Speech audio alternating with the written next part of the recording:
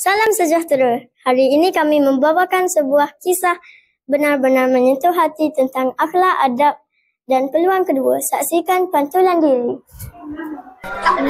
Mana kecik buat-buat ni?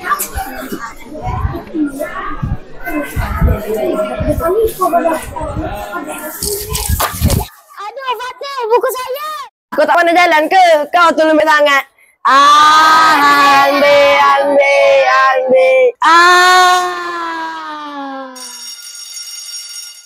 Weh, jemputan ni kita main kat luar nak? Kita main apa? Main bola nak? Boleh. Yeay!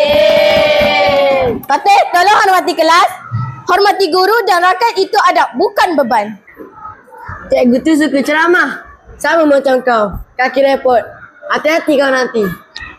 Fatih, jangan biar mulut kita melukakan hati orang. Kalau kau nak dihormati, kau mesti belajar menghormati.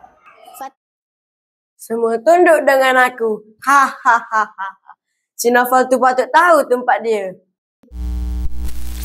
Bangga sangat kau dengan apa yang kau buat. Kau tahu, semuanya akan kembali pada kau. Cepat atau lambat. Apa ni? Siapa kau? Aku adalah kau sebenarnya. Kau menyakiti orang lain untuk rasa hebat. Tapi lihatlah masa depan yang kau cipta.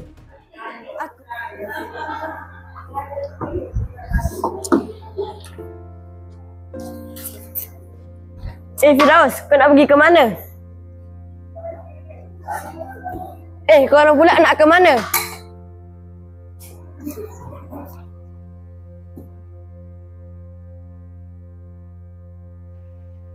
Tanpa adab, tiada kepercayaan. Tanpa akhlak, tiada tempat dalam hati manusia lain.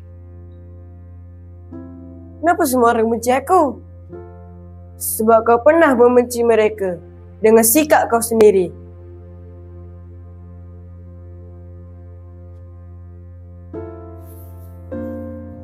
Ya Allah, mimpi rupanya.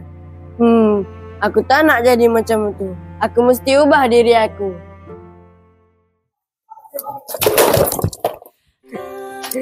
Naufal, awak okey ke? Sini saya tolong. Abang Fatih, terima kasih. Awak tak marah saya lagi? Sebelum ni saya silap. Maafkan saya, Naufal. Saya nak mula semula.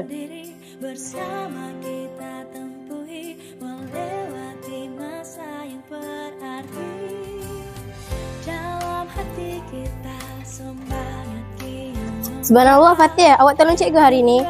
Cikgu, saya banyak fikir saya nak jadi orang yang lebih baik. Saya tak nak orang yang ingat sebab buruk laku saya dulu.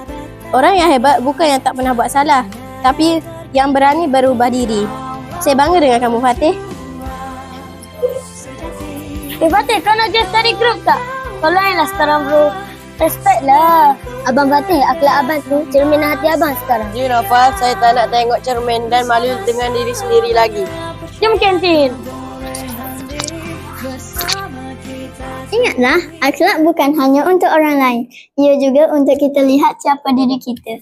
Jadilah cermin yang memantulkan kebaikan. Sampai jumpa lagi di dalam episod yang akan datang. TVPSS Suria 1 Gerbang Informasi Anda.